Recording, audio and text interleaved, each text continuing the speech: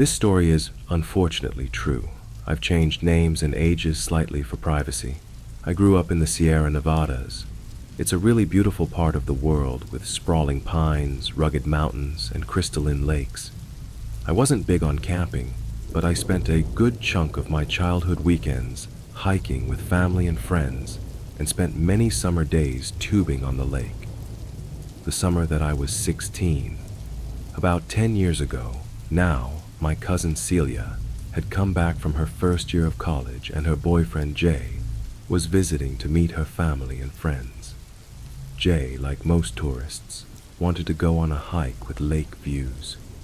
Celia and I decided to take him on one of our favorites, a moderate hike through the woods on a gentle incline that peaks at hollow in the trees, overlooking Lake Tahoe below.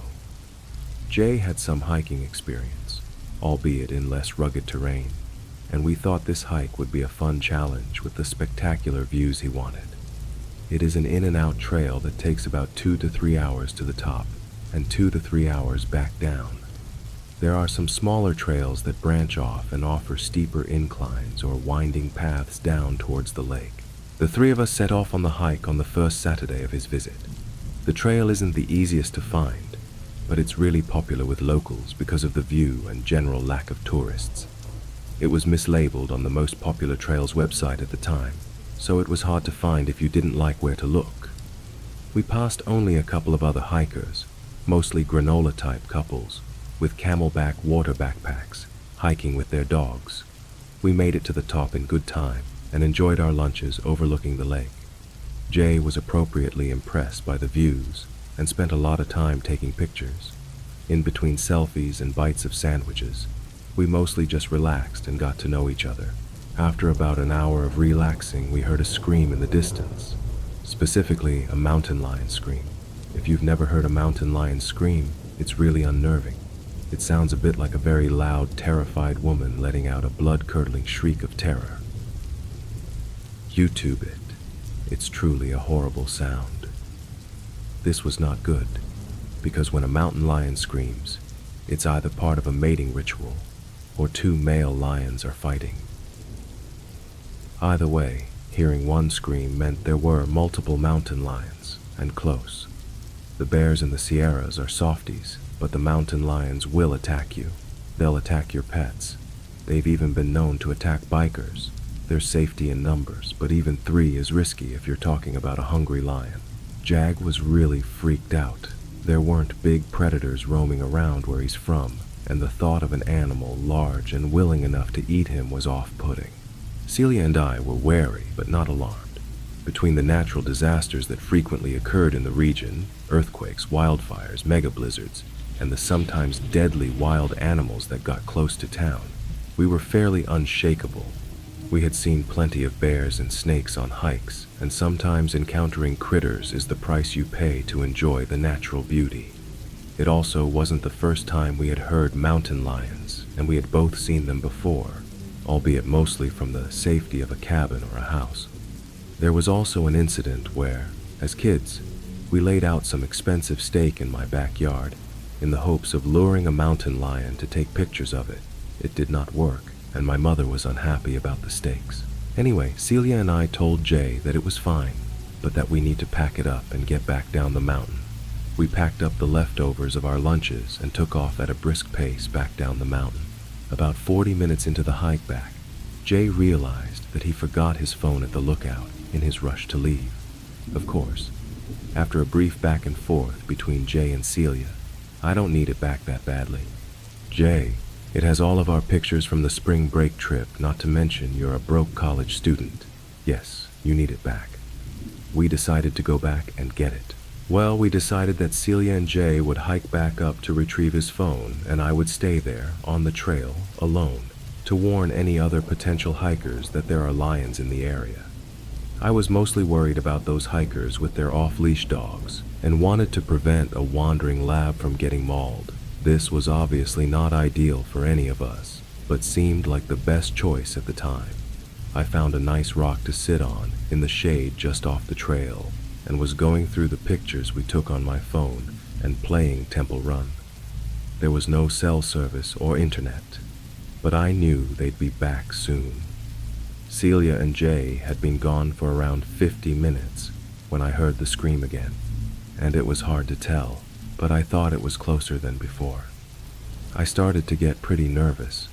Being in groups is far preferable when dealing with mountain lions, and I felt like perfect bait sitting there alone on the woods. About 20 minutes after that, I heard the scream again, and there was now zero doubt that it was closer. It sounded like it was coming from up the trail, towards where Celia and Jay would be coming down. Very soon, I sincerely hoped. Logically, I knew that lions don't scream when hunting. They are quiet. If a lion was hunting me, I wouldn't know it. The screaming meant it was doing something else, something not feeding related. That knowledge did not make me less nervous. I became hyper alert, whipping my head around every time I heard a noise or thought. I saw a flash of movement. I turned my flashlight on even though it was the middle of the day. I got off my rock to stand in the middle of the trail, to have visibility up, down, and in the trees on any side of the trail. A couple minutes after that, I heard it again, extremely close by. By this point, I had full goosebumps and a pit in my stomach, a complete sense of dread. I looked around and tried to find the best place for me to stand, back covered, in case of the worst. I decided to wedge myself up against a tree next to the rock I had been sitting on. I had good visibility up and down the trail, still, and into the trees, across the trail. I continued scanning around, focusing on up trail, where I thought the screams were coming from. Suddenly, I saw something. Standing still, 20 feet up the trail, a couple feet off of it, was a man. He was completely naked. He was filthy. He was skinny. And he was just standing there looking at me. I didn't even hear him come up. It sounds cliche, but it really was like he appeared out of nowhere, especially since I had been focusing on looking for the lion in that direction. If you don't know where you're going, it's easy to get lost in the woods around there. The weather can change quickly, and people panic and get more lost in their attempts to find their cars. And it doesn't take long, being alone, lacking food and water in the wilderness, to make people a little disorientated, a little crazy. The infamous Donner Party incident happened maybe an hour away from where I was standing. My first thought was that this man was probably a lost hiker, and judging by how dirty he was, he'd been lost a long time. He needed help. I had heard about people with hypothermia stripping all of their clothes off, and thought maybe that was what happened. Now, this took place during the summer, and there's no way that someone would get hypothermia in July, but that didn't occur to me until later. I started walking towards him, asking if he's okay. I suddenly got this feeling of wrongness. I don't know how else to describe it, but my feeling is dread tripled. The hair stood up on my neck. I stopped in my tracks, maybe 15 feet away now, and had the overwhelming urge to run away. It seemed wrong. It felt wrong. He looked wrong in a way I can't quite articulate. Instead of wanting to help him, I was absolutely terrified of him. I asked again if he's okay. He looked at me, then opened his mouth wide and screamed. Not a normal scream. He screamed just like the mountain lion, a high-pitched, keening shriek that made my blood run cold. It occurred to me that we were probably hearing him the whole time. It was the single most terrifying thing I have ever witnessed. I started screaming too. I was preparing to run away, down the trail I suppose, but also really did not want to turn my back on him. Suddenly, he closed his mouth, turned around, and ran into the woods very quickly. He disappeared into the trees, but the feeling of wrongness was still with me. I felt like I was going to throw up. I considered bolting down the trail to get away, but decided to wait for Celia and Jay, who luckily arrived within 10 or 15 minutes. I told them what happened, and we decided to call it into the Rangers when we got service. Celia and I had seen some odd things in our lives, her more than me, but she turned white as a sheet when I told them what happened. I guess they didn't hear anything at all on the way down. I've always been deeply unsettled since the incident. Did I see a mentally ill lost hiker who really needed my help? Or did I see something else? Celia insists it was a skinwalker or something similar, something malevolent and inhuman, mimicking the call of a mountain lion and stalking us down the mountain.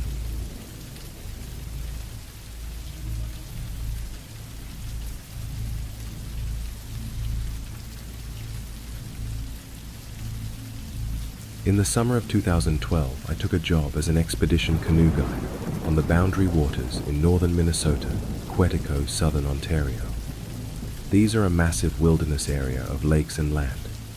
I was working for the Boy Scouts, and we were based on Moose Lake on the U.S. side. My job was to facilitate a fun and safe multi-day trip, anywhere from 7-12 days out. Most of that summer was typical, but one expedition in particular still haunts me as a result of what happened to us over the course of a few days. Here is the account in full. My crew was on the younger side. There were 9 of us total, the maximum allowed in a group per our permit.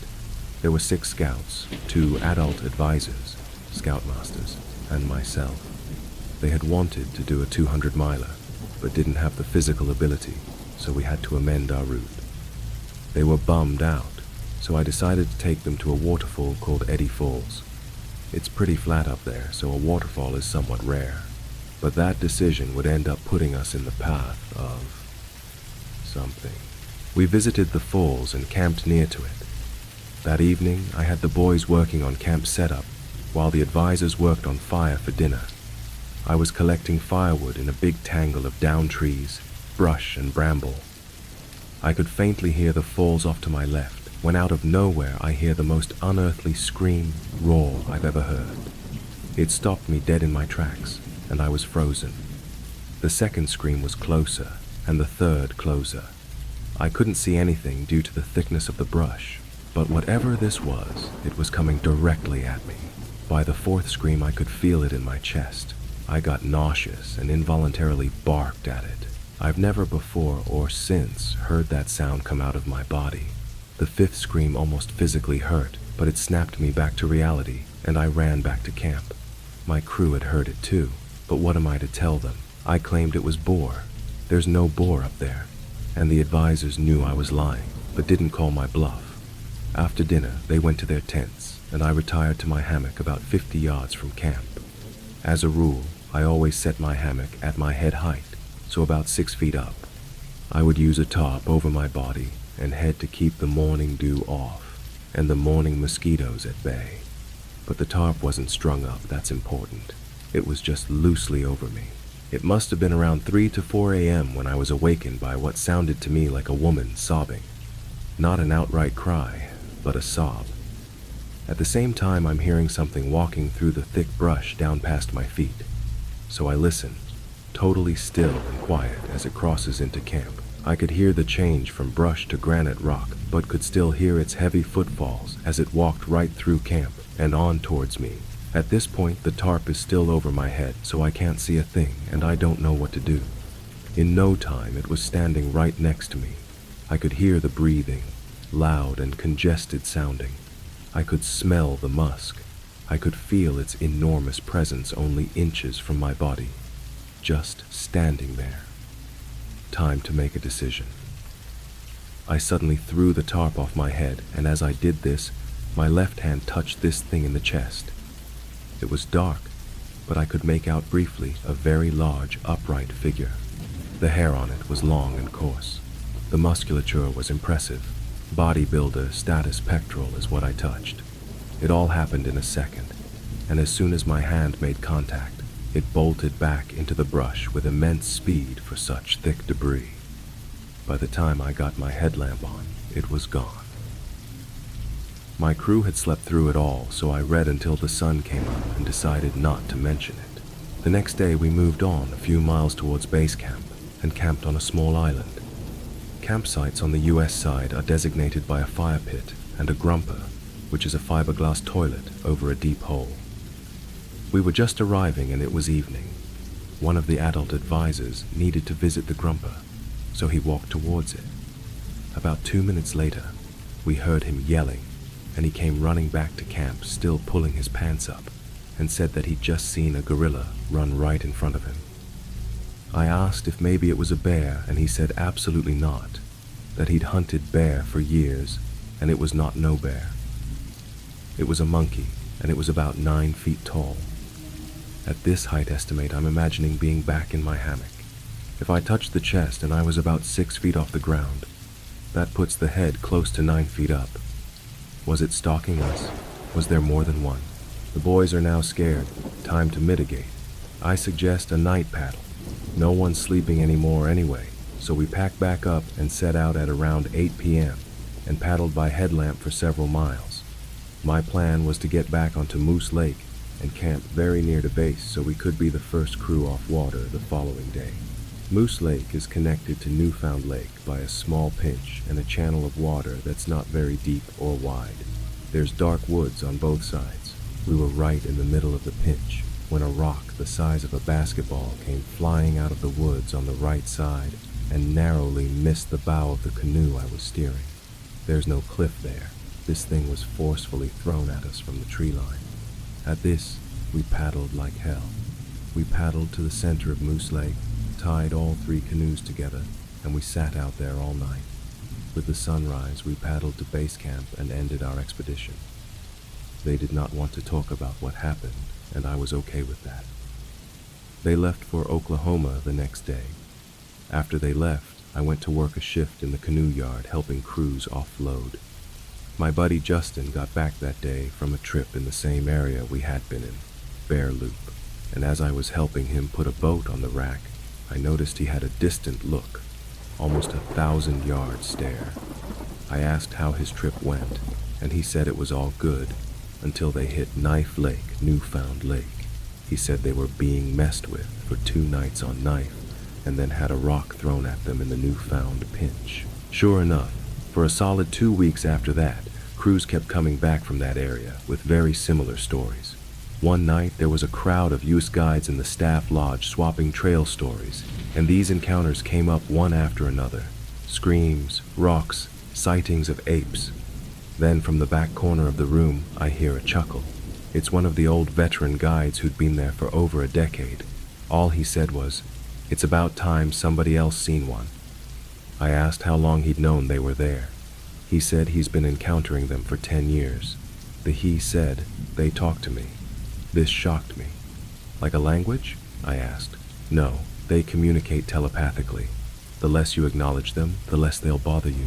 But they can read you, and they like it when you're afraid. It's like a game to them. What happened out there is still a big question in my mind. I've always been open to the idea of Sasquatch. Their existence was never a huge stretch for me. But what really sticks with me is the way that veteran guide spoke of their intelligence and parapsychological abilities, that they can read human emotion as clear as pages in a book, that they know our species better than we know ourselves.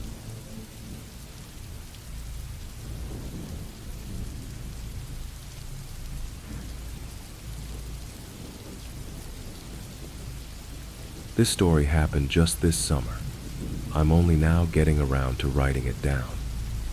I would consider myself an outdoorsman. I grew up in the sticks. I've spent a lot of my life wandering in and enjoying the backcountry. I'm older now and have settled down in the suburbs. Wife, 2 boys, a house, a dog, a desk job, the whole suburban shtick. I want opportunities for my kids that come from suburban life, but I also want them to grow up with an appreciation for the outdoors. So when my oldest son was big enough for his first solo father-son camping trip, I was excited. My wife and younger son stayed home for this midsummer trip. It was going to be a great bonding experience for me and my son. Because my son is just 5, I didn't want to do anything too extreme on our first big solo camping trip. We needed a place that wasn't too deep into the Colorado Front Range, but still allowed for dispersed camping. I don't consider camping in RV parks or established campgrounds to be actual camping. You might as well be at a motel watching TV. Camping, at most, is a tent, sleeping bag, and a fire. A dispersed camping area called Gordon Gulch, west of Boulder, caught my attention. I had never been to this area before. There were no facilities, and it was dispersed enough you couldn't see or hear other campers nearby. My son and I had a blast that day. We set up camp, collected firewood, went for a hike, saw a moose and a bobcat, tried a little fishing, and finally, as the sunlight faded, we returned to our campsite to light a fire. We had a traditional and nutritious camping meal of fire-burned hot dogs and marshmallows. It was a good day, definitely a core memory for both my son and me, the perfect first camping experience for a preschooler, or so I thought. After all that fun, my son and I were exhausted. It was time for bed. The sound of an evening summer breeze through the pines is better than any commercial sleep aid. I don't even remember drifting off. It was a hard, dreamless sleep that only physical exertion can bring.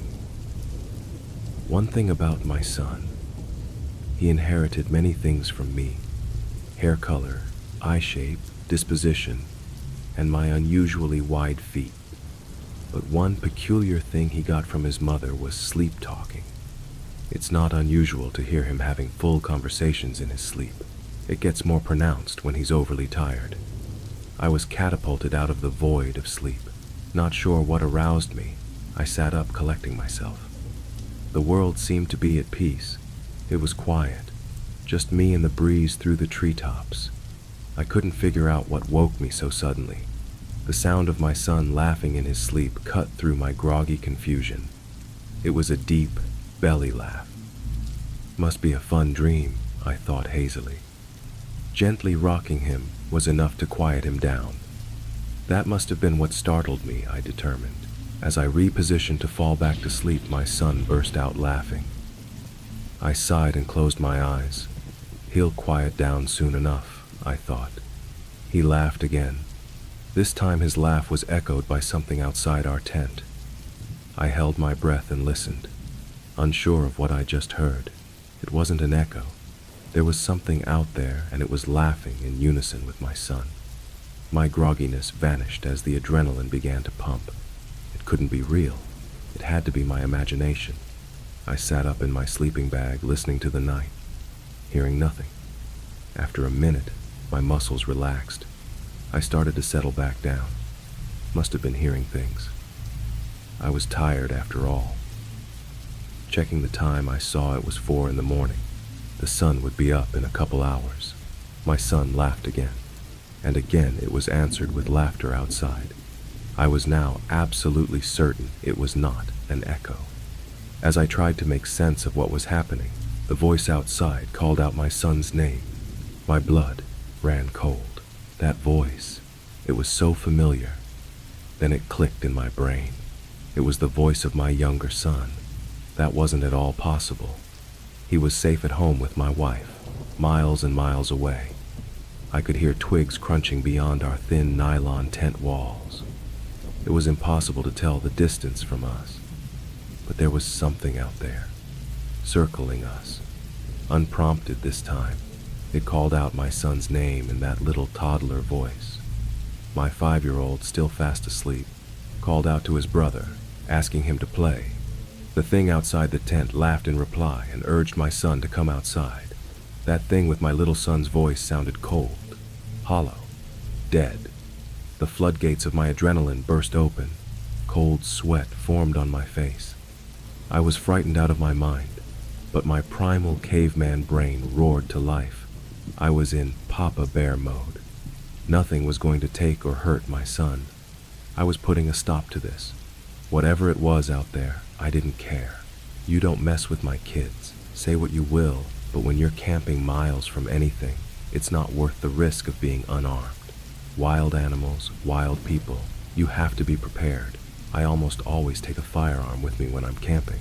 Pepper spray and bear bells are great, but nothing gets attention from a conscious threat faster than the sound of chambering around. I spoke loudly into the night that I had a gun and was coming out. I hoped the fear in my voice was masked by my aggressiveness. The only reply was the breeze through the treetops. My son was still asleep. Kid's a hard sleeper, another trait from his mom.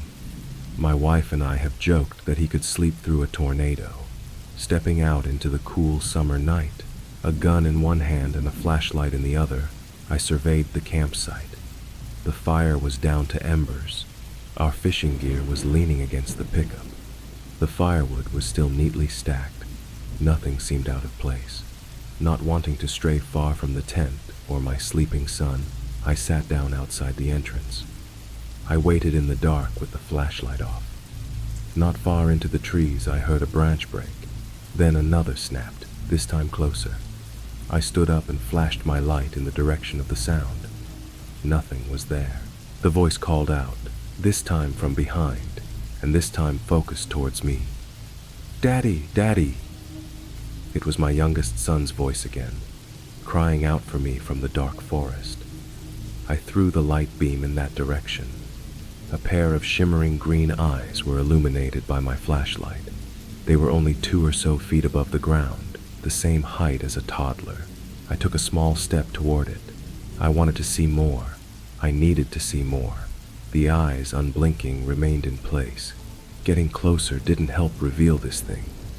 It seemed to absorb the light from my flashlight, almost devouring it. I couldn't make out its size or shape or color. It seemed to swallow up all the light around it, save for its 2 shimmering green eyes. That thing laughed in its hollow toddler's voice, this time with malice and cruelty in it. The eyes never looked away from me, never blinking, focused only on me, like a predator before the pounce. Not wanting to give up any ground to a predator, I stepped forward again. It didn't move. Not knowing what to do, I screamed as loud as I could. I waved my arms, trying futilely to shoo it away. The eyes shimmered, and as I stared back, the eyes shifted from green to amber. I watched as they began to rise up into the air. It was now apparent to me this thing had been crouching and was now standing up. I could only watch in silent terror as the eyes finally stopped rising, nearly 10 feet off the ground. The night air erupted with a deep growl. I could feel the vibrations in my guts. I couldn't see a mouth, but I could hear teeth snapping and gnashing. My son in the tent behind me began to scream. That was the only time the eyes lost focus on me and shifted towards the screams of my kid. My only reaction was to fire my gun into the air. The eyes immediately vanished. My ears were ringing, but I could hear the growls turn to shrieks, followed by a cacophony of crashing branches and undergrowth. I stood there until I couldn't hear the shrieking anymore. It trailed off deep into the trees. I was left with only the sound of the breeze in the treetops and the quiet sobbing of my child. Twilight was beginning to illuminate the forest. Shaking and exhausted, I sat down in the dirt in front of the tent. I tried to collect myself. "Daddy, Daddy, where are you?" my 5-year-old shouted. That got me out of my daze. I picked myself up and went into the tent to retrieve him. Putting him in the truck, I locked the doors and wasted little time breaking down camp. We were out of that camp and back on the road by the time the sun broke over the horizon.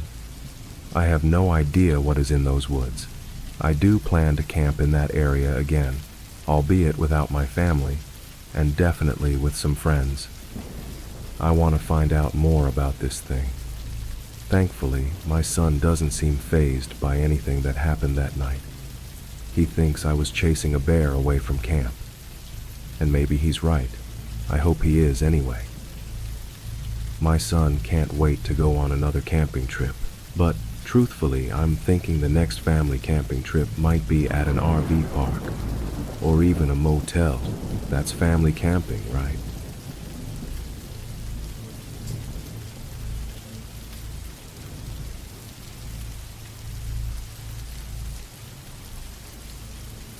These events occurred 2 summers ago in the Grand Teton area.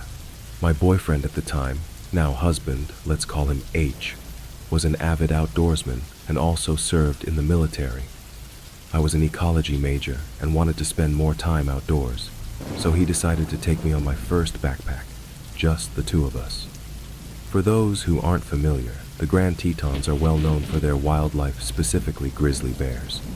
My only experience with bears up to this point was watching a little black bear cross the road from the safety of my car. Seeing grizzly country signs around every corner wasn't doing much to calm my nerves. First incident. My boyfriend looked like Indiana Jones. Machete hanging from his belt, large knives attached to each side of his pack, bear spray strapped to his waist. You get the picture. The beginning of our 25-mile journey was all uphill.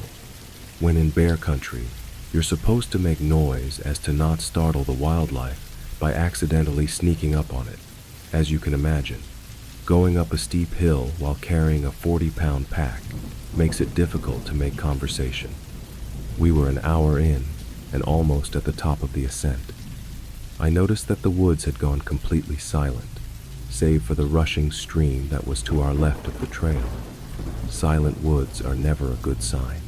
This usually indicates predators nearby. At this point, I was in front of my boyfriend and we were about to crest the hill. For the past 20 minutes, we had not said a word to each other, having been too tired to speak. We noticed the silence at the same time and gave each other knowing glances. I came up over the top of the hill and immediately froze. Sitting not 10 feet in front of me in the middle of the trail was a grizzly bear. My husband wasn't aware yet, as he was behind me. So I did the first thing I could think of. While still in my frozen stance, I managed to take my arm and started flinging it wildly behind me, trying to get H's attention. I was too terrified to speak. The bear went from sitting to all fours, not looking away from us once. H quickly swung me around so that I was behind him, and he just started yelling. Being in the military, he knows how to yell. The grizzly wasn't quite fazed, as it started to walk slowly towards us. At this point, I was on the verge of passing out from terror. This bear was about 5 feet in front of us when we heard a loud crack coming from the woods to our right. The bear heard it too, and he bolted towards the stream. A second crack boomed again, this time much closer than before. H said, "It's probably just some falling branches," but we both knew that wasn't the case. At this point, we were walking quickly up the trail in an attempt to create some distance from the grizzly and those strange noises. I felt the hairs on the back of my neck stand straight up, and at that same moment, H stopped moving in front of me. He turned around to look at me, and I turned to look behind me. To this day, we are not sure what we saw. Back where we were standing was a large black-brown mass. It looked to be 3 times bigger than the already large grizzly that we had seen just a few moments before. Its back was facing us, and then it stood on its back legs. It looked similar to a bear, but something about the shape was just off. At this point, it was probably stupid to run away, but that is exactly what we did. We were aware of heavy footsteps behind us, but neither of us looked back. The footsteps eventually faded. At this point, I was a mess. H was doing his best to console me.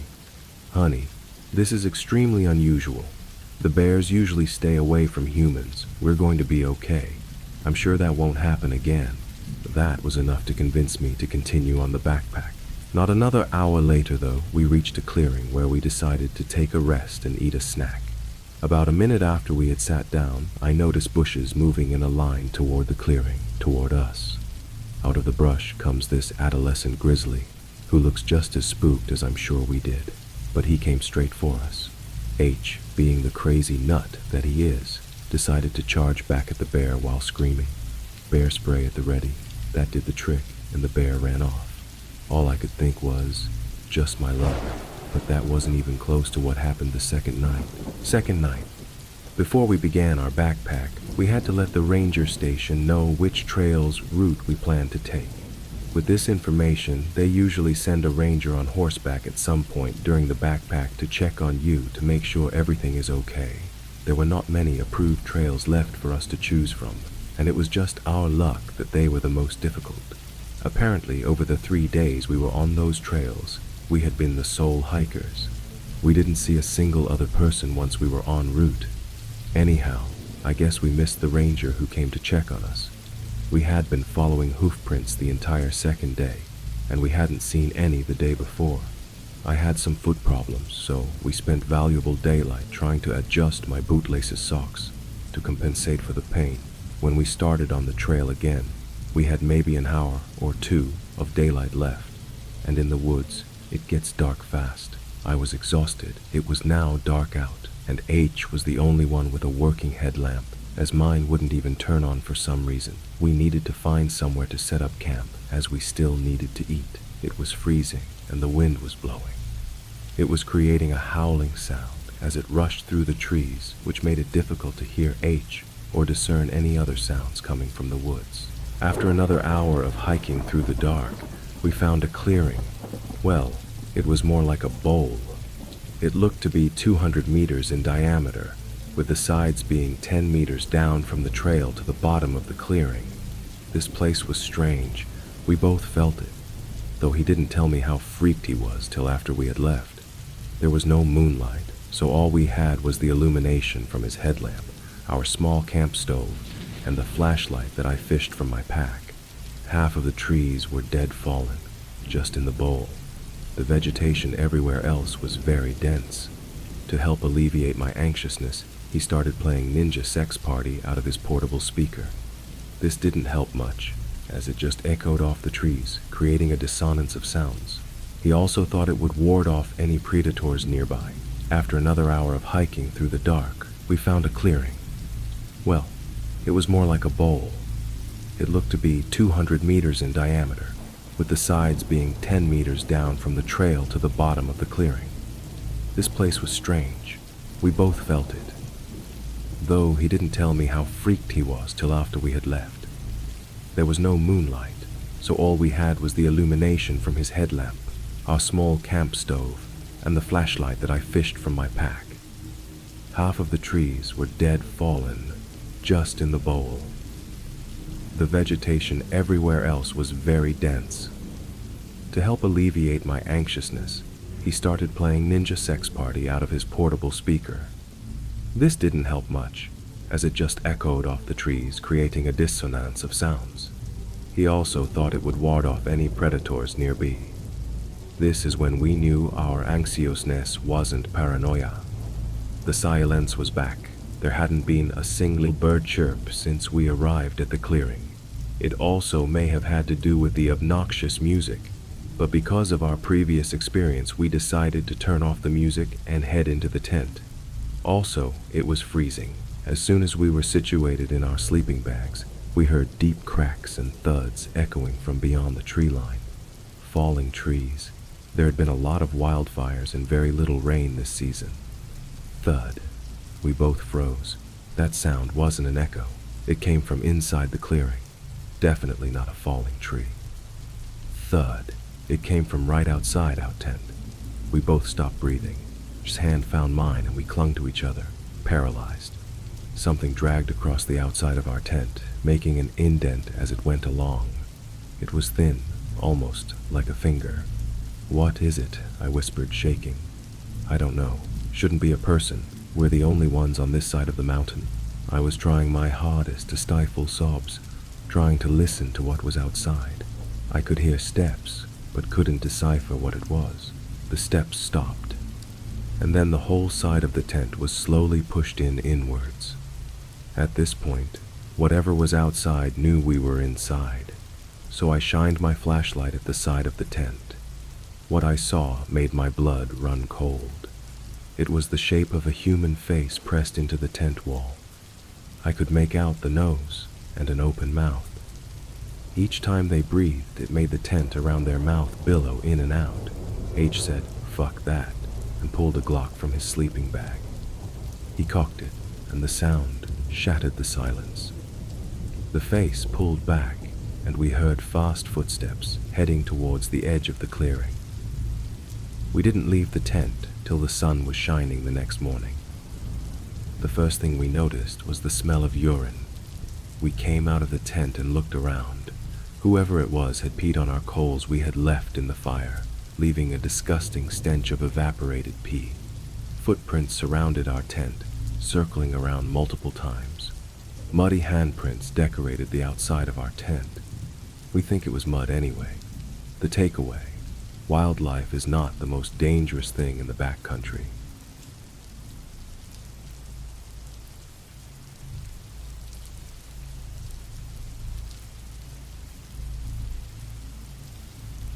About a year ago, I moved my family and I to a home way out in the woods in Tennessee.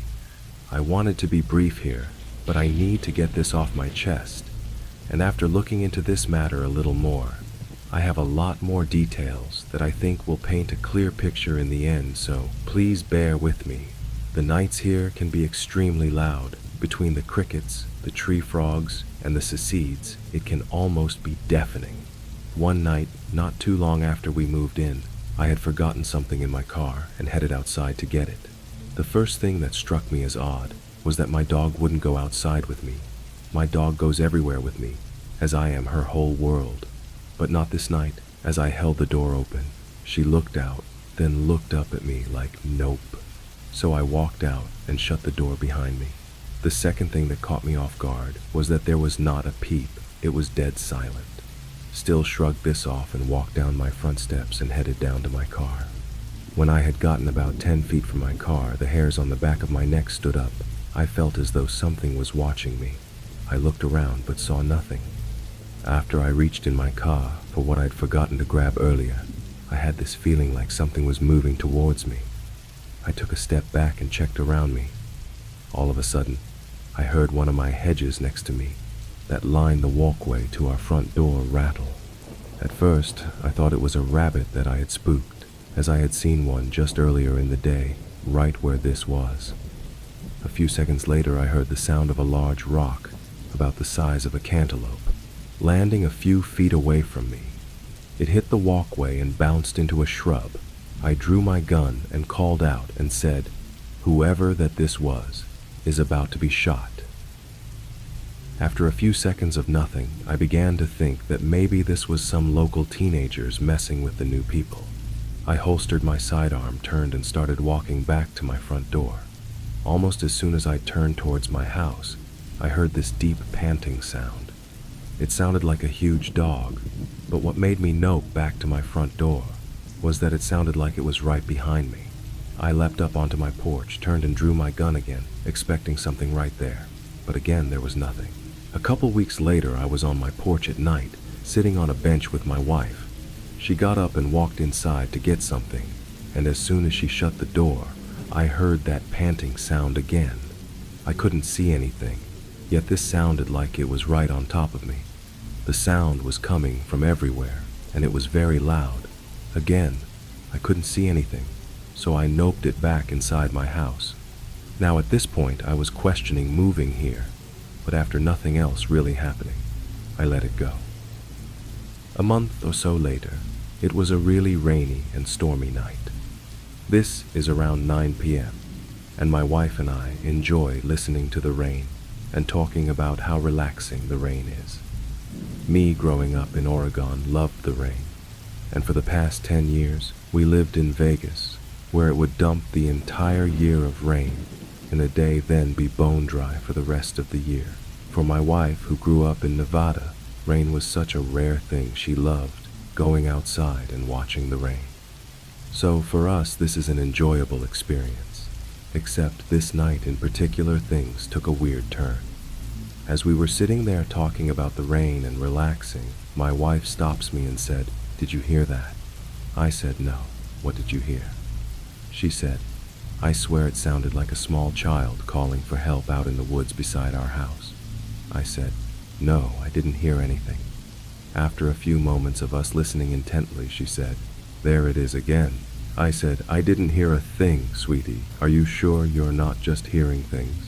She looked at me offended that I didn't hear anything and said, "No, I am positive." "How could you not hear that? It was our son. I think he's out there and got lost." I said, "No, he's in the house, sleeping on the couch." We then both looked through the blinds that were open right behind us, and we could see all of our children laying there. She said, "That's so weird. I swear it sounds like our son." I said, "Well, it isn't him. He's right there. Besides, I don't hear anything." She then stands up and says, "Wow, he's really crying out for help. I need to go look for him." Now, at this point, If you knew my wife, you would know she is absolutely creeped out by the woods and wouldn't be caught dead walking into them during daylight, much less at night during a storm. I grabbed her hand and said, I have been listening intently, and there is absolutely nobody calling out for help. You need to stay here. At this point, I am getting worried about her. She was acting completely out of character, not to mention that at this time she is 8 months pregnant with our baby daughter. She then says, what if there is some child out there lost in the woods? I said, well, first off, I would be able to hear them too. Secondly, there are no other kids around here for miles, and the odds of them being lost 100 feet from our house that's lit up like a Christmas tree is nil. She then says, I know, but what if it's a kid? Before I could say anything else, she stands up and starts walking toward the stairs. I jumped up and grabbed her hand again and said, no, you're not. Get in the house. I don't know what's going on, but you need to go inside. She then complies, and we both go inside. I didn't know what this was, but it freaked me out. A few months after this, just as it was getting dark outside, I heard the front door to our house open, and I got up to investigate. We have autistic 6-year-old twins, and we have the door set up so that they can't open it without us there. So to hear this sound, it could only be my wife. What was weird was the fact that she usually doesn't go outside without saying something to me. I walked out front and saw my wife walking down our private road towards the drive on the side of our house. I asked her what she is doing, and she says she was sitting on the back patio and kept hearing a baby crying out in the woods. I said, seriously, and you just decided to walk off into the woods to investigate? She then looks out into the woods and says, see, there it is again. Again, I can't hear anything, but what I did notice is that it was completely silent out again. I told her just like before, the chances of a baby being out in the woods outside our house is slim, and that she needed to get back in the house. She said, what if someone left a baby out there? I said, well, if that were true, I would hear it too. Now at this point, I was really starting to worry about my wife's mental health. I actually asked her to see a psychiatrist, and she did. Now looking back, I feel really bad about this knowing what I know. A key to this moment was that my wife had just given birth to a baby girl a month before. A few days after this, we are out front on the porch. It's early evening, and I had just mowed the lawn this day, and our 3-year-old son was riding around on his little car in front of the house. Now he knows that he is not allowed outside of a certain area that we mapped off. He loves playing outside, but with the road behind 50 feet from our front porch, we have to be careful as a lot of boaters will fly through after drinking all day on their boats. As we are talking, we are both keeping an eye on him. A neighbor drives by and stops to say hi for a second. This interaction took approximately 8 seconds, as all they said was, how are things? We said good, and he told us he would stop by later as his wife got something for the kids, who happens to be one of their teachers in school. And we said, okay, great, and he drove off. I looked over where our son was, and he was gone. I called out his name and ran over to the side of the house and could hear his car on our side drive. I scolded him for leaving the area, and he said something in his 3-year-old gibberish and pointed to the woods behind our house. I said he had 5 seconds to get back up to the front of the house, or else. And he adamantly pointed back in the direction of the woods and kept trying to tell me something. I looked off in the direction of the woods and just assumed he saw a deer or squirrel or something and wanted to see it up close. I walked him back up to the front of the house, and he cried the whole way there. He got really upset that I wouldn't let him go into the woods, but I just wrote this off as him being curious, and most 3-year-old boys are. Now this instance isn't isolated, as our twins have done similar things, but nothing quite as extreme as this. There have been nights where we had just laid down for the night and heard a loud bang on the side of our house on the wall behind our bed. It was so loud that I jumped up and looked out the window. Our floodlight had come on, but I could see nothing. Now the weird part about this is that our bedroom sits about 12 feet from the ground level, as we have a full-sized basement that's cinder block. I put on my slippers and grabbed one of my 12-gauge shotguns and walked outside to investigate. It was dead silent again. The floodlight that's on the side of the house had clicked off at this point, so I walked over to the end of the deck and shined my light around the yard. There was nothing. I walked around the house and shined the light around intently. As I approached the back side of my house, the hairs on the back of my neck stood up. It felt like someone was watching me. I shined the light up in the trees, but again, nothing. I rounded the corner, and the first thing I noticed was that my 3 dogs that were in their area weren't making a peep. Now our dogs have no filter and will bark at anyone and everyone. This includes me. So to see them all hiding with their tails between their legs, not making a peep, really had me worried. As I kept walking, all of a sudden, the crickets and frogs started making sounds again. It was as if someone had clicked a switch. I walked back into the house and told my wife that I hadn't seen anything. She shrugged and said okay, as long as our dogs were okay. Due to the circumstances that night, I decided to let the dogs in and sleep with us.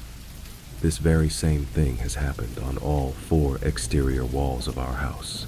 It's random and annoying, but just like this instance, every time there is nothing going on outside. There have also been times where we were sitting in the house, and as I was watching a movie, my wife walked over to me and said, "Did you call me?" I said no, and she said, she swears she heard me call her name in her ear. She said that it was definitely my voice, but she didn't understand because it sounded so close, and I was a good 20 feet away from her, in my recliner. The important part to this was that she was sitting at the table doing something, and the slider to the backyard was open behind her. Now our back patio sits about 20 feet off the ground, and is like a balcony as it has no stair access outside. I think the previous owner built it for a barbecuing. There have been several instances where she would say she heard someone whisper in her ear, but she couldn't make out the sound. Again, I kept thinking she was going crazy. But as you will see, I think all of this is tied into this final moment where things are revealed. The last thing I want to mention before we get into what just happened is that I have a shooting range built behind my workshop on opposite side of our property next to the main road. It is kind of on a down slope, but it works perfectly for what I need it for. The range itself is cut straight into the woods going down about 100 yards or so. When you're at the down range, you have woods surrounding you on all sides, except back up to my shop. I have to say, it has always felt creepy when I'm dealing with my targets or mowing. When you are down there, it feels like you're miles from anyone. One day around 5 in the evening, I was sighting in a new rifle scope. The sun was still up, but was going to start to fade soon, so I knew this was going to be the final test. Up until this point, nothing really happened while I was making my multiple trips down range other than this feeling of uneasiness. As I got down range, I kept getting this feeling like someone or something was watching me. I looked around but didn't see anything. As I was placing stickers over my previous shots, I heard something big off to the side of me. It sounded like a large branch had snapped off a tree. Now, if you have been in Tennessee woods, you will know that a lot of branches fall off of trees randomly out of nowhere. So this is nothing new, except this time it was very loud and sounded like fresh, strong wood, if that makes any sense. I turned and looked, but again couldn't see anything. I started walking back up to my rifle, and I swear I heard someone right behind me. I turned around, but again saw nothing. As I started to walk again, I heard this deep growl. It was really deep and loud, and what's worse is that it was all around me. I turned around facing the range and started walking backwards. The thought of some rabid dog charging out of the bushes had me freaked out, so running wasn't a good idea. I slowly walked backwards up the hill to my rifle, but nothing happened. I grabbed my rifle and sprayed the target with rapid fire, hoping to scare off whatever was stalking me. I left 10 rounds in the mag and grabbed my rifle bag and quickly walked back up to the house. I never told my wife about this as I didn't want her to freak out. Fast forward about a year later from when we moved in, and my niece is staying with us as a live-in nanny. to earn money over summer break from college. We were on our way back from the store and about a mile from our house, and I saw two eyes reflecting in the headlights coming from a wide tree on the side of the road just ahead. It had caught my attention because they were higher than a deer, but a different color and size. Just as I had said, "What is that?" and squinted, they vanished. I had made a comment that it was almost as if it had known I could see its eyes and moved. The color was kind of a golden green, but they resembled the mannerism of a large cat as they felt ominous. It's hard to explain, but I shrugged it off as we were passing the tree and saw nothing. A few moments later, we arrived at the house. As we were getting bags out of the car, my 3-year-old son came bolting out of the house excited to see me. As I was waiting to help her carry in her bags, I heard my dog growl. I looked in the direction she was looking at my neighbor's property across the street. Now what I saw has kept me up all night. Up until this point, I have always been skeptical, as I had never seen anything with my own 2 eyes. Even with what had happened to me the year prior, I still had my doubts that it was just my mind playing tricks on me. Now my street is kind of a spread-out neighborhood. Each house sits on several acres, and at the end of our road is Kentucky Lake. My neighbor's house sits adjacent to my house on about an acre lot. Directly in front of my house is a wall of woods, and directly behind my house is several thousand acres of untouched forest. As I was looking across the street to my neighbor's property, I saw a large, dark figure between the trees at first.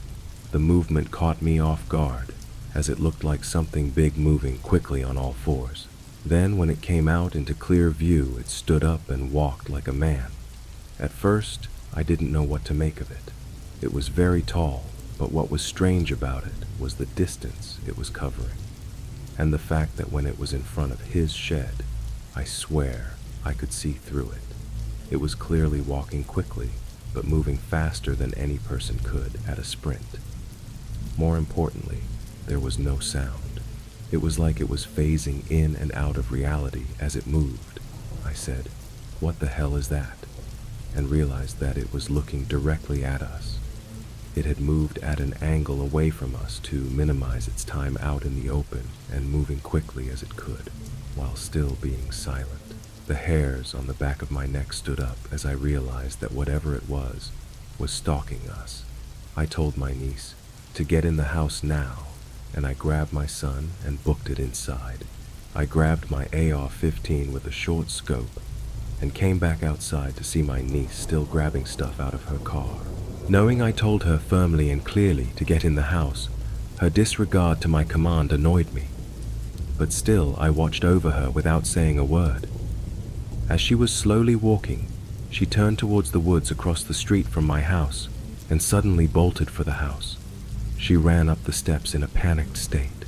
I asked her what she saw, and her face was pale as a ghost.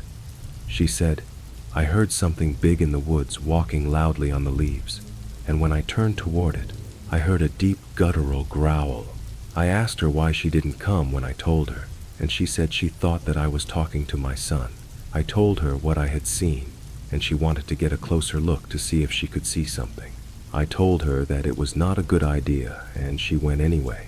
As she was walking down the walkway, I heard the sound of dry leaves crunching in the woods across the street. I told her to stop and come take the flashlight. Now at this point, she is about 6 feet away from my wife's SUV.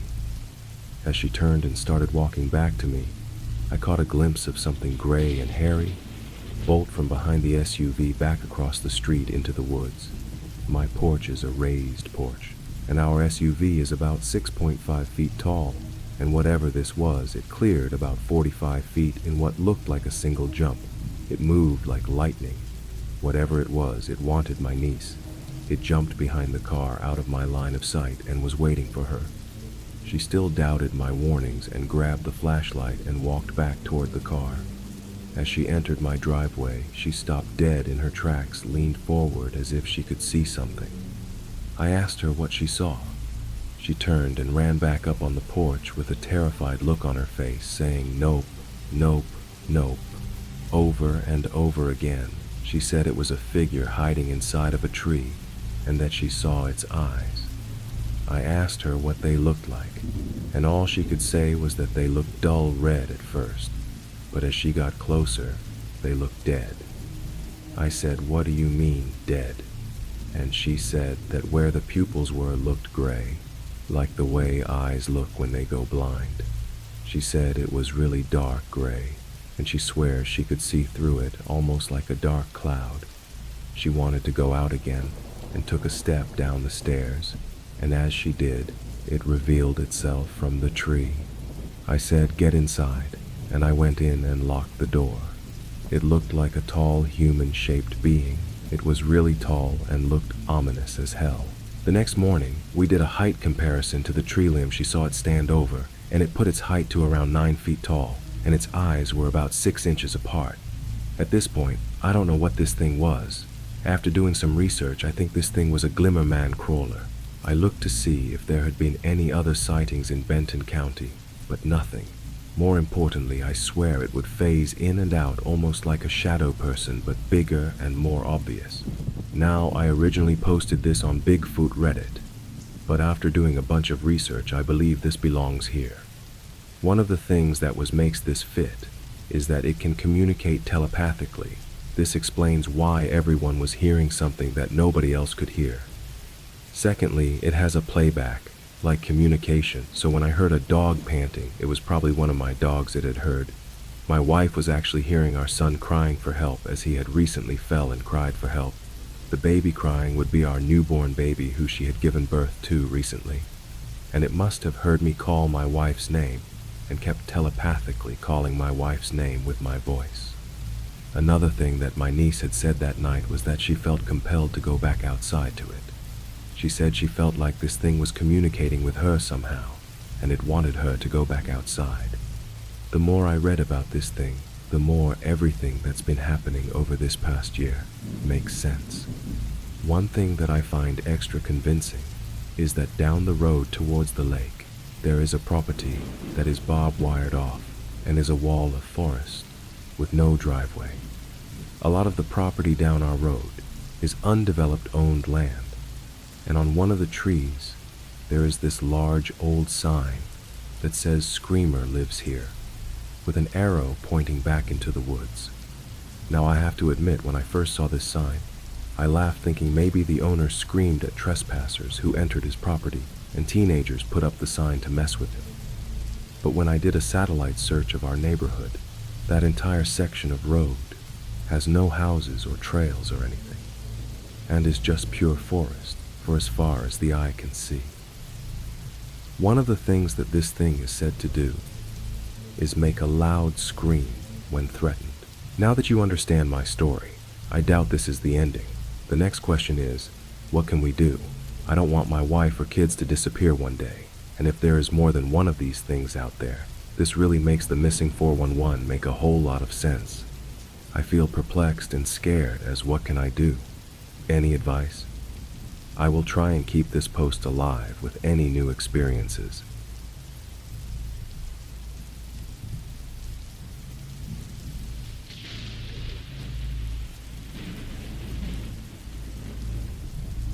I just want to start by saying that dating is hard. Once you get past all the bots, ads, and scammers and meet a real person, the guessing game begins. Why is this person actually available right now? Are they really just down on their luck? Or is it something else that you're happier not knowing? Then, once you figure out their deep, dark secrets, the question becomes, are they willing to put up with your deep, dark secrets?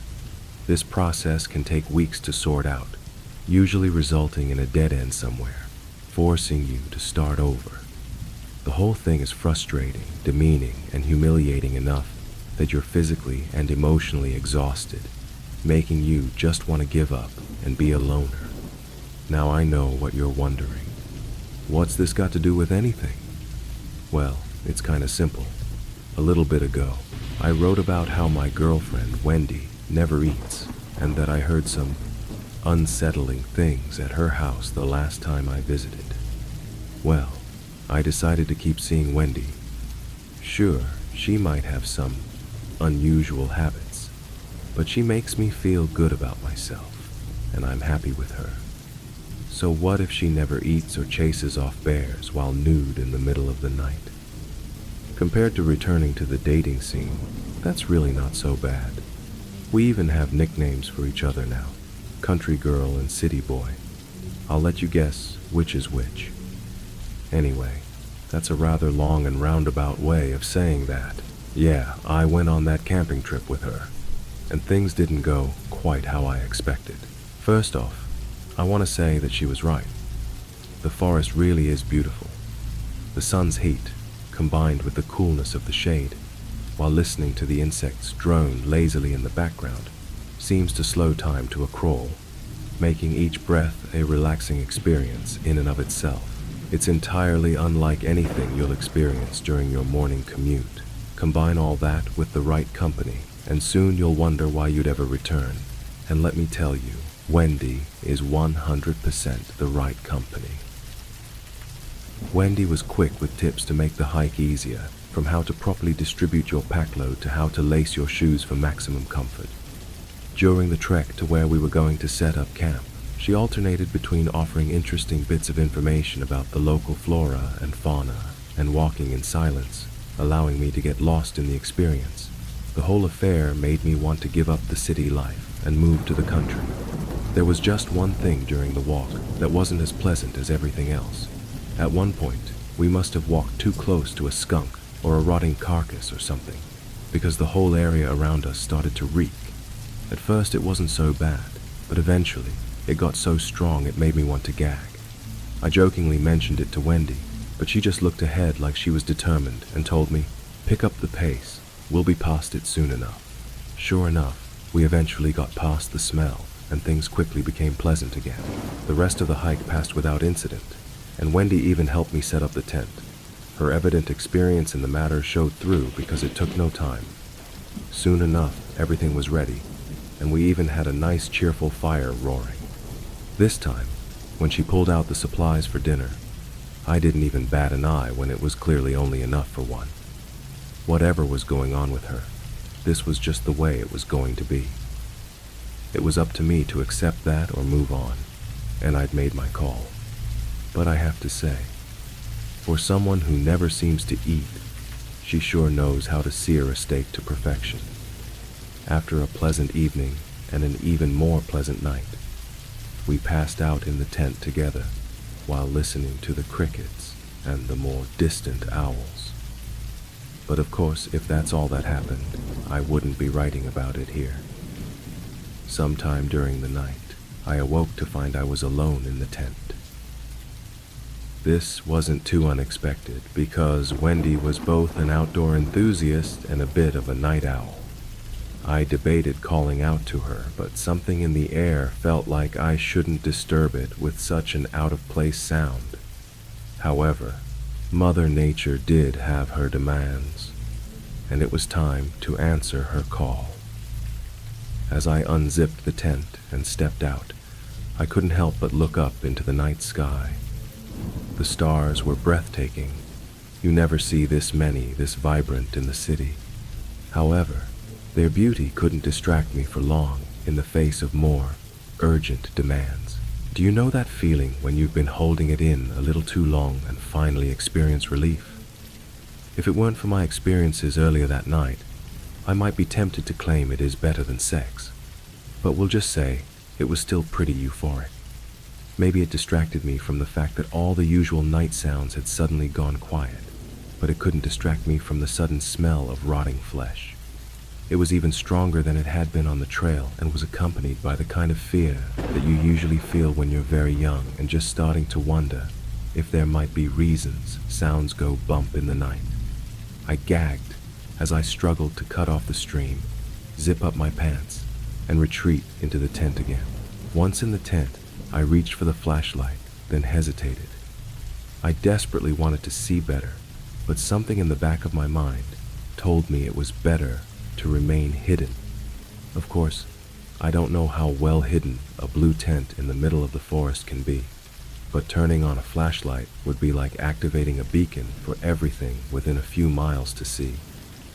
I sat in the dark for I don't know how long, feeling my heart pound through my chest loud enough that I was sure whatever was out there could hear it clearly. Thankfully, the smell eventually faded, but I was still so high on adrenaline that I knew I wouldn't sleep another wink for the rest of the night. Or so I thought. The following day, I awoke with Wendy cuddled in my arm, with one of her legs and arms draped over me, and once again, she was totally nude. Now, I was pretty sure she'd put on some pajamas before going to bed, but as she stirred and I got a good look at what was on display, I suddenly didn't care all that much. Eventually, she smiled lazily up at me and spoke. "You sleep all right, city boy? You seem to have some pretty rough dreams in the middle of the night." At the time, those words made perfect sense. In the light of day, it seemed pretty clear that whatever happened last night was probably just a vivid dream brought on by the experiences of the day before and an unfamiliar environment. After a bit more time together, we decided to get up and tackle another day in the forest. However, when I finally crawled out of the tent, I could see our entire camp was in disarray. It was like something had gone through and tossed everything around. A few of the more delicate items were totally demolished. After a moment, I called out, Hey, you might want to take a look at this." As Wendy crawled out of the tent, she made a face. "Must have been a bear. They usually don't come out this way, so I wasn't too worried about them. I guess that's on me, sorry." A bear, that kind of made sense. At least, I told myself so. As we were cleaning up, I even saw tracks, though in my inexperience as a city boy, I would have said they belonged to a dog, not a bear. A huge dog, maybe a wolf. What was even odder was when I found what looked like hoof prints. Looking at the prints, I realized that deer must be much bigger than they look on TV, since they were more than twice as long as my hand. There isn't much more to say about the day. We fixed the place up, had breakfast, went on a hike, made dinner, and called it a night, with a few other minor activities sprinkled throughout. I was back to enjoying the trip, so much so that I had mostly forgotten about the night before. But that night is when things took a bit of an unexpected turn. Once again, I awoke in the middle of the night. Thankfully, I wasn't alone this time, as Wendy was still asleep, half on top of me again. However, that stench was back and stronger than ever. It was amazing how bright it seemed in the tent. It must have been a full moon, or at least nearly full, because I could clearly see the shadow of a large deer pass between us and the night sky. But there was something wrong with this deer. It was clearly too tall, as if it was standing on hind legs, and when it opened its mouth, I could even make out a mouthful of very sharp teeth. I couldn't help it. I felt myself breathing more heavily by the second as my heart rate skyrocketed. My mind went blank when I suddenly felt Wendy stir. Remembering the presence of my considerably smaller girlfriend, I suddenly felt protective, as if I couldn't let anything happen to her. I was just about to tell her to be quiet when I noticed her looking up at me with a finger on her lips, as if telling me to do the same. Then she whispered to me, "Stay in the tent," and started to get up. I don't know what I was thinking, or if I was thinking. All I knew was I couldn't let Wendy go out to face whatever that was, so I reached out and grabbed her wrist before she could exit the tent. However, when she looked back at me, I released her immediately, almost as scared of her as whatever was outside the tent. Her eyes reflected light back at me like a cat's, and I could see the nails on her hand growing as I watched. In half a moment, she turned back around, opened the tent, and climbed outside. I will never forget the sound I heard at that moment. After I got home, I looked up the calls of a bunch of wild animals, and in hindsight, I'd say it was like a compilation of an elk call, a rabbit scream, and a mountain lion scream, but impossibly loud. Wendy shouted in answer, her tiny human voice sounding so frail in comparison. At least it did, until it started to change, morphing and twisting into the howl of an impossibly large wolf.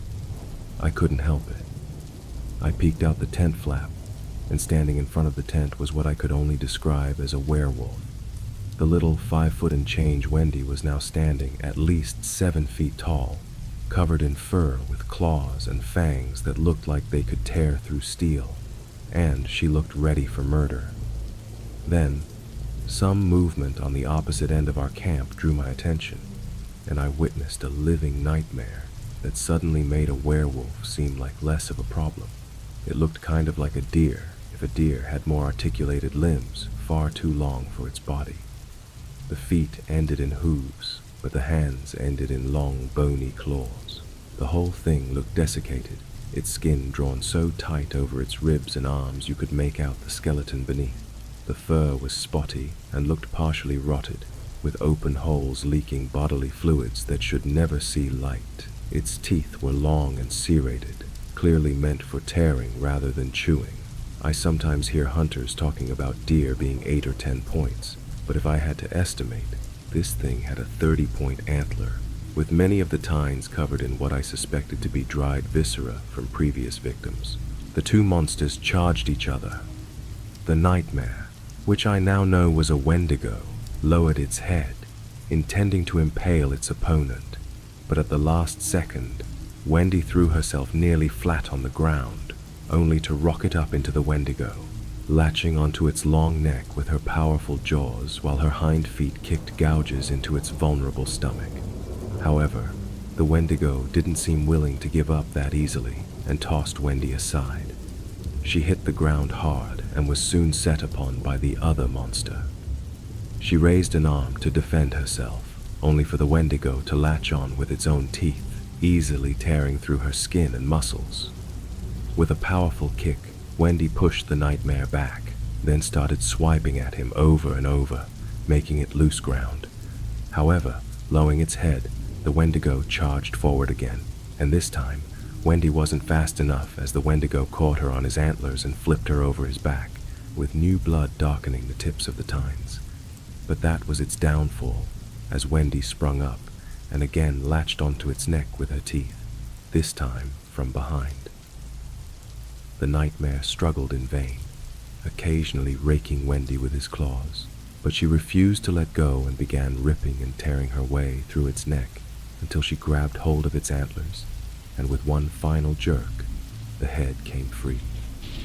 I don't have the heart to describe what came next, but let's just say the sound of flesh being torn and eaten is much more distinct through the thin membrane of a tent than a closed cabin window. Time passed, at least an hour, maybe 2 or 3. It's hard to say for sure. I don't know what I expected to happen next. Maybe I was going to be next, or perhaps I'd wake up from this nightmare. But eventually the adrenaline passed, my eyes grew heavy, and I fell asleep again. When I awoke in the morning, I was alone this time.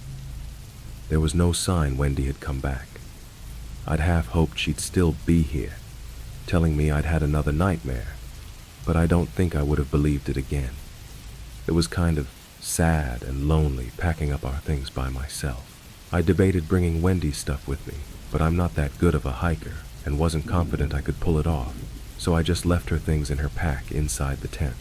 When I exited the tent, I was more than a little surprised to see Wendy sitting calmly by the fire pit with no wounds in sight. She smiled sadly. "So, I guess I owe you an explanation." I remember hesitating, my mind blank, before I settled on the thought I had earlier. "What? You're not going to try and convince me it was a nightmare again?" She looked around at all the destruction in the campsite. Earth was kicked up, trees had claw marks gouged out, and there were signs of blood splatter everywhere. "I didn't think I could convince you this time." I nodded as I looked around. "Yeah, I guess not." Then, I looked back at her.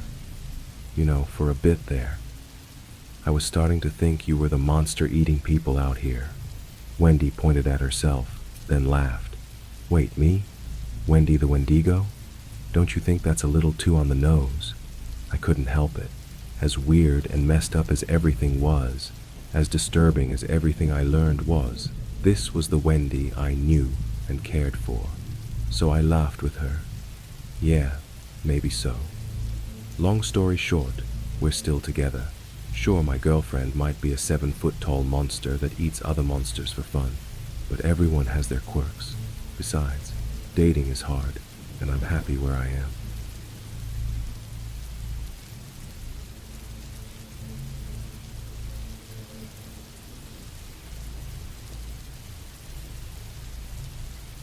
My boyfriend works late hours, and when I know he's on his way to my house, I'll sit and wait for him in the kitchen to greet him. The main door is in front of me, while the back porch one is behind me. He tends to come through that one so my dog doesn't bark. He called me a few minutes ago and said he just left work and he's on his way, so I did my normal and sat at the kitchen table scrolling on my phone until I got the "I'm outside" text. After a few minutes of scrolling, I heard his voice. The only light outside of my house was the porch light, so I look out of the kitchen window and nobody's there. "Baby, come outside." Normally his voice is reassuring and welcoming, but I had a terrible feeling and decided to call his cell phone. His phone is a track phone that he buys service for, so sometimes it simply rings twice, which is what it did every time I called. Eventually I gave up and stepped into the back porch to look outside. Maybe his phone died, and he needed me to unlock the door for him. I could feel my heart drop when I remembered the door was unlocked. I start to text him, asking him to answer his phone, but while I'm doing this, the voice turns from a gentle tone to an angry one. It yelled my full name and told me to come outside. My boyfriend never calls me by my full name, and at this point I'm starting to feel scared. I looked outside and it now knows that I'm not in the kitchen and that I looked out of the back porch window. I call him again. After what felt like hours, he answered in a concerned way, apologizing because his phone was on vibrate as well as it not working. "Why are you telling me to come outside?" Those were the first words I said. There was an immediate silence over the line. "What do you mean? I'm just now on your road." He sounded worried, but I could tell he thought I was pranking him. The voice was getting angrier by the second. It cussed at me and eventually started banging on the door. It was so loud that even my boyfriend could hear it through the phone. I heard the car speed up, then the sound of gravel from him pulling into my driveway. I finally mustered up the courage to move the curtain and see if there was really anyone there. There was nothing there, but I could see him running up the stairs to get to me. Once he got in, the voice and the banging came to a complete stop. I stood shaken while he looked around my yard, only to see a deer running away on its hind legs, just for the front two to hit the ground in front of it as it went into the nearby woods. We didn't sleep much that night, and eventually we plan on moving somewhere that's closer to the city, as my house is out of the way from any other people.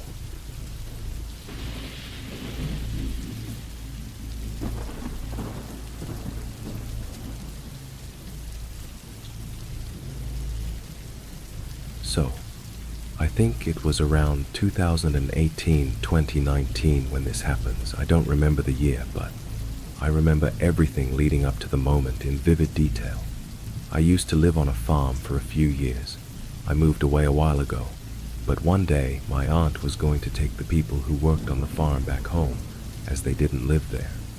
And she asked me if I wanted to come with, and I said yes, probably like 30 minutes before we went. I saw a figure in the kitchen doorway. It was crouched down on all fours, almost in an animalistic way. I couldn't make out any facial features or anything. I only know it had an almost feminine build, long black hair, black eyes that I could only see the glints in the dark of, and deer antlers protruding from its head after that. I was obviously freaked out, but fast forward to after we dropped the workers off at their house. We were on our way back home, and I swear, I saw something crawl across the road before the pickup truck we were in flipped and rolled. Luckily, neither of us were seriously hurt in that accident. Neither of us sustained long-term injuries that were going to cause us problems later in life, but it traumatized the hell out of me. Can anyone maybe give an explanation of what I saw that day? I've been looking for answers ever since then.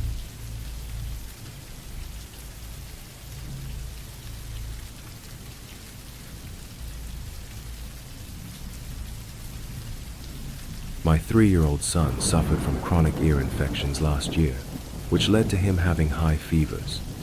I slept with him on this particular night because I needed to give him Tylenol throughout the night to keep his fever down and keep him comfortable.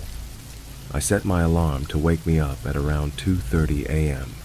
When I woke up, I went into the kitchen to get the Tylenol. I noticed a bright light shining into the apartment from our deck door, which also illuminated part of the woods behind the apartment. When I went over to see what it was, it turned out to be a car with those bright LED headlights in the parking lot to the far back right of the apartment. I figured they were dropping someone off. I saw the movement of what resembled a dog walking around near the woods. I started to think that the lady who usually walks her dog, a cute little corgi, in that area purposely faced her car in that direction so she could see while she walked her dog. As it got closer, I realized that there was nobody out there walking a dog, and there was no dog. I don't know what it was that I saw, but I'll describe it in the best way I can. At first it looked just like a dog, corgi size, but as it walked closer it looked like your average house cat. Then it looked like a black bear, and then it looked like a koala. I live in North New Jersey, farmland and lots of woods, and there are no wild koalas here. At this point, my heart is pounding out of my chest, and I am scared. The fear I felt was like a primal type of fear I have never felt before. I ran to my bedroom to wake up my boyfriend, and I shook him awake very roughly. I said, "You gotta come see this." He was a bit annoyed with me. When we look outside together, we see this thing getting closer, and it looks like a skunk now. White stripe down the center with the perky, fluffy tail. I said, "Oh, it's just a skunk," with a lil chuckle. I felt a bit embarrassed that I woke him up over a damn skunk, but at that moment, I also felt relieved. However, I was mistaken. As it walked, it looked as if it was struggling to find a form. I thought it looked like it was falling apart, but also coming back together again at the same time. I know this doesn't make sense, but it's hard to find the words for what we saw. After the skunk formation, it looked like a person crawling on the ground with some type of fur skin attached to them around the leg. Then it changed again and looked like a raccoon, groundhog, black bear, cat, koala, deer, and skunk. The part that stuck out to me the most was that whatever it was seemed to be coming apart or shedding, but at the same time, it was growing. Whoever had their headlights on turned them off as it went deeper into the woods. This happened pretty quick. I'd say it was only about a couple of minutes from start to finish. He ended up going back to bed, but I couldn't sleep after that, so I grabbed a flashlight and shined it into the woods to see if I could see it again, but it was gone. I also opened the door to see if I could hear anything, but I couldn't. It was very quiet. I had a very hard time going back to sleep that night. My boyfriend wasn't scared, but he was confused and stunned. He didn't know what to make of it. I was scared and creeped out. I know if I hadn't woken him up to see it for himself, he most likely wouldn't believe me and would have chalked it all up to me being groggy from just waking up, or it just being an animal. Unfortunately, I know what I saw, and I'll never forget it.